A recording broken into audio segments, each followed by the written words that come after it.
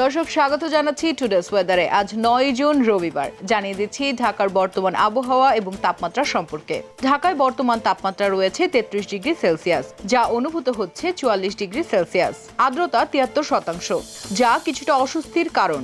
বাতাসের গতিবেগ প্রতি ঘন্টায় 16 কিলোমিটার। সারাদিনের সর্বোচ্চ তাপমাত্রা 35 ডিগ্রি এবং সর্বনিম্ন তাপমাত্রা 28 ডিগ্রি হওয়ার সম্ভাবনা রয়েছে। সারা দেশে বৃষ্টিপাতের সম্ভাবনা রয়েছে বলে আবহাওয়া অধিদপ্তর থেকে জানা গেছে। চলুন এবারে জেনে আসি আজকের ওয়েদার সম্পর্কে আবহাওয়া অধিদপ্তর কি বলছে।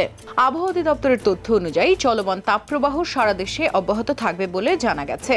এছাড়াও আরও জানা গেছে ঢাকা, রংপুর, ময়মনসিংহ এবং সিলেট জেলার বিভিন্ন অংশে বজ্রসহ ভারী বৃষ্টিপাত হওয়ারও সম্ভাবনা রয়েছে।